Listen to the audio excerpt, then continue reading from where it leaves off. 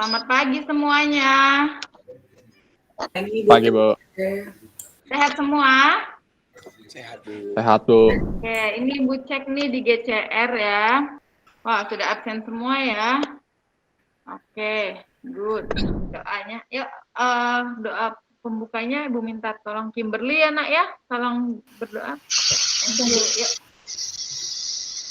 Teman-teman, sebelum kita mulai pembelajaran, alangkah baiknya kita berdoa dulu. Saya akan pimpin dalam agama Katolik.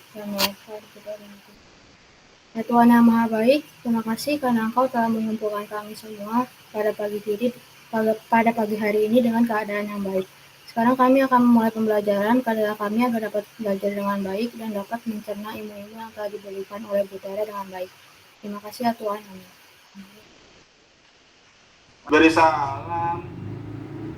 Selamat pagi, Tere. Selamat pagi.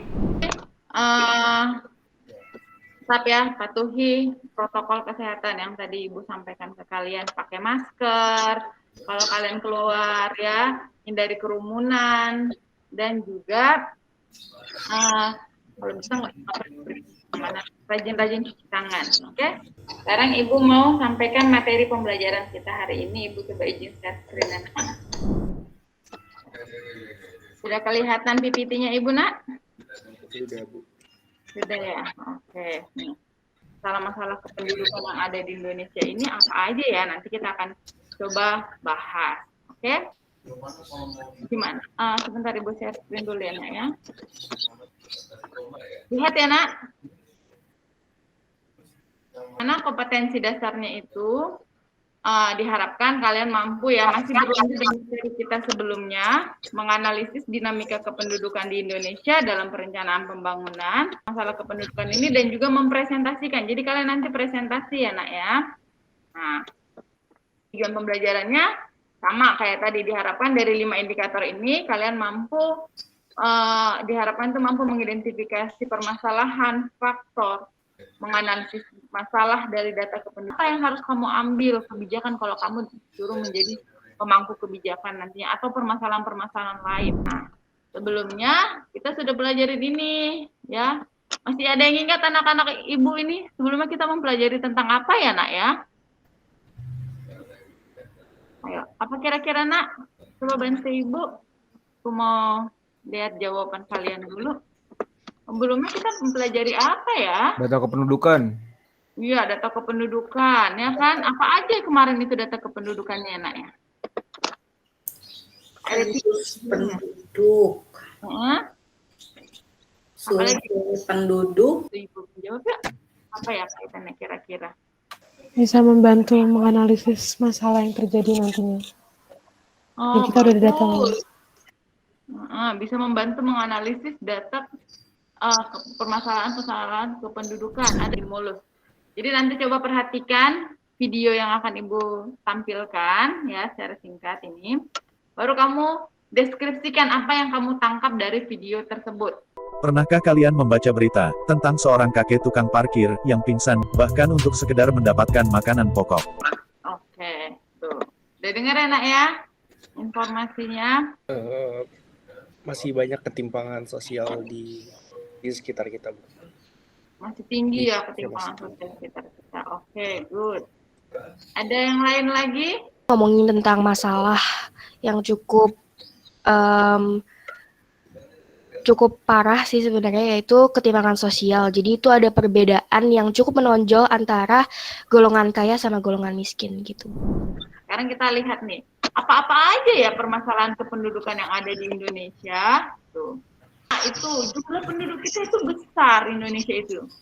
Bahkan sebelumnya ya dari data kemarin kita dapat itu Indonesia itu berada di 10 besar negara dengan jumlah penduduk terbesar di dunia, itu ada di urutan keempat. Nah, coba bantu Ibu yuk kita diskusi apa ya permasalahannya. Kalau jumlah penduduknya banyak tapi nggak diimbangi sama lapangan pekerjaan yang banyak juga, Bu, akan terjadi masalah selanjutnya yaitu pengangguran. Oke. Karena lapangan kerjanya nggak cukup. Oke, itu permasalahan yang pertama. Yang berikutnya yang kedua, itu kaitannya dengan laju pertumbuhan penduduk. Laju itu berarti pertambahan jumlah penduduknya itu naik turunnya itu laju pertumbuhan cepat itu dampaknya apa kira-kira? Laju pertumbuhan itu kaitannya dengan bertambah atau berkurangnya jumlah penduduk gitu. Nah, laju pertumbuhan Indonesia kira-kira masih kategori tinggi atau rendah ya nak dari tabel ini kalian lihat nak? Tinggi. Rendah atau tinggi? Coba sebelumnya. Tinggi, Bu, tinggi.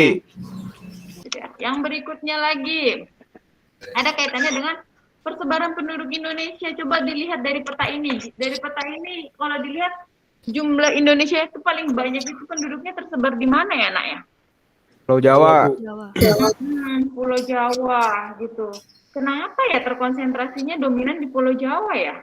Karena Ada itu, yang tahu? pembangunannya tidak merata sih, Bu. Pembangunan di Indonesia itu belum merata. Oke, ada lagi yang lain? Karena ibu kotanya di Pulau Jawa, Bu. Ibu kotanya Terus di Pulau Jawa. kebanyakan pusat kegiatan ekonomi itu adanya di Pulau Jawa, jadinya gitu. Oke, good ya. Nah, itu dianya. Sekarang kita lanjut ya. Sekarang kita lanjut bahwa permasalahannya itu juga berkaitan dengan kualitas penduduk. Nah, kualitas penduduk di sini itu dibagi menjadi beberapa bagian. Tingkat pendidikan, dan bisa juga dilihat dari tingkat kesehatan masyarakat. Coba dilihat, nak. Berdasarkan kualitas penduduk di sini, dari peta yang ada, Bu Kasih, di mana yang paling rendah, nak? Presentasinya. Kualitas penduduk terendahnya ada di mana, nak?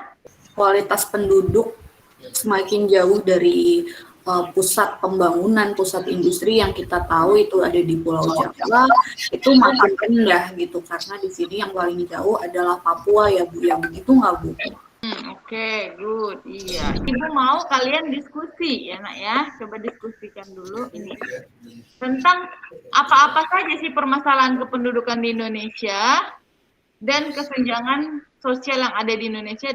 Kalian Ibu minta mengidentifikasi permasalahannya, faktor-faktor yang mempengaruhinya, dan menganalisis bagaimana cara mengatasi ketimpangan sosial tersebut. Nah, Ibu sudah kirim di GCR kan kelompok diskusi kalian. Ini sekarang Ibu bagi kalian menjadi 3 kelompok diskusi. Silahkan kalian join dengan kelompok diskusinya yang sudah Ibu bagi nanti. Kalian diskusikan dan kalian tuliskan di dalam Padlet. Link Padletnya sudah Ibu share kan ya di GCR. Nanti kamu tinggal masuk ke link Padletnya yang ini ya nak ya. Ini GCR ini di link Padletnya ini kamu tulis kelompok kamu, deskripsikan di sini hasil-hasil diskusi kamu. Ibu bagi dulu kamu menjadi 3 kelompok. Jadi yang pertama kita disuruh identifikasi masalah kependudukan apa aja nih yang ada di Indonesia.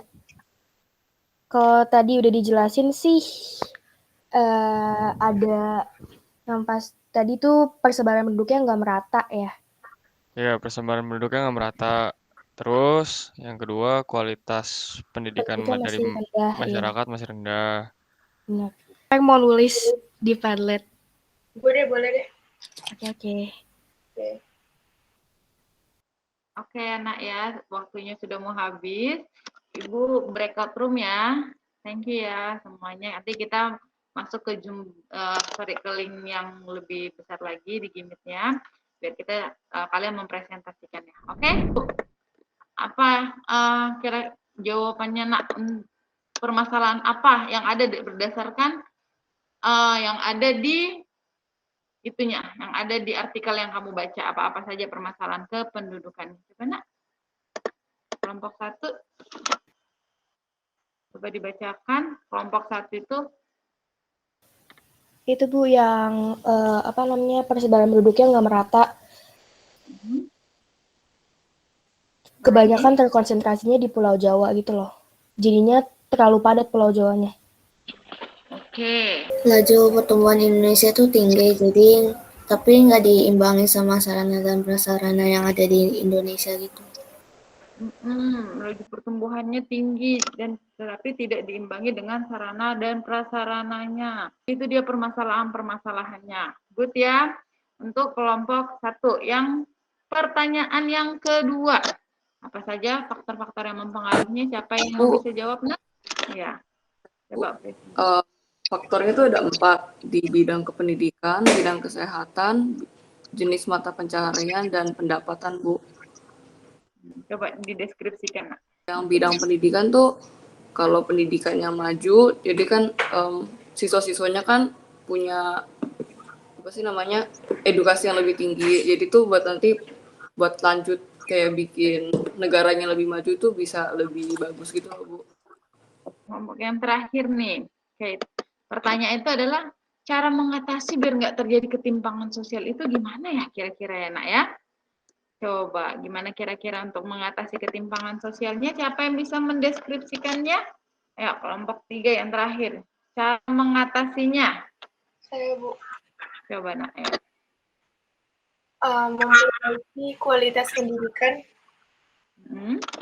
meningkatkan fasilitas kesehatan, kayak kualitas tenaga medis atau peningkatan pelayanan kesehatan. Terus bisa juga melakukan pemberdayaan kelompok masyarakat. Kayak contohnya itu memberikan penyuluhan atau pengarahan ke masyarakat gitu. Oke, good. Itu tadi meningkat salah satunya. Kita review ulang lagi materi kita ya. Kita review ulang lagi materi kita. Apa aja yang sudah kita pelajari tadi. Oke. Tadi itu kita sudah mempelajari tentang yang namanya permasalahan-permasalahan kependudukan di Indonesia. Apa-apa aja tadi permasalahan, Nak? Yang pertama, apa aja yang tadi? Yang pertama apa? Persebarannya gimana? Ketimpangan sosial, Bu. Terjadi ketimpangan sosial karena kenapa? Persebaran penduduk yang agak rata. Tidak rata. Oke, terus kualitas penduduknya yang rendah. Rendah. Oke, kualitas penduduknya yang rendah. Oke. Nah, persebaran penduduk yang tidak merata. Tadi jumlah penduduk kita bagaimana tadi, Nak? Besar atau sedikit? Besar. Iya, kita mau coba kuis dulu dari materi yang ada tadi itu. Ibu mau kita kuis dulu untuk memastikan kalian sudah paham belum ya materi yang sudah Ibu sampaikan ini. Silakan dikerjakan.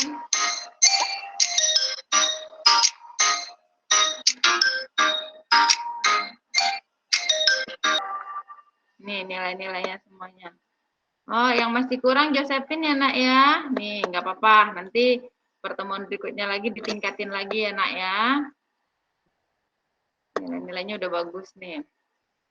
Oke, sekarang Ibu mau jelasin kalau minggu depan itu kita masih lanjut lagi ya, Nak ya. Pertemuan yang ketiga itu tentang bonus demografi. Nah, sebelumnya kita udah bahas nih permasalahan-permasalahannya apa. Salah satunya itu tadi adalah jumlah penduduk yang besar di Indonesia. Jadi, Ibu harap semuanya kalian tetap sehat, patuhi protokol kesehatan ya. Kalaupun nanti udah mau masuk jelang liburan, kalian boleh tetap sehat, kita bisa ketemu lagi.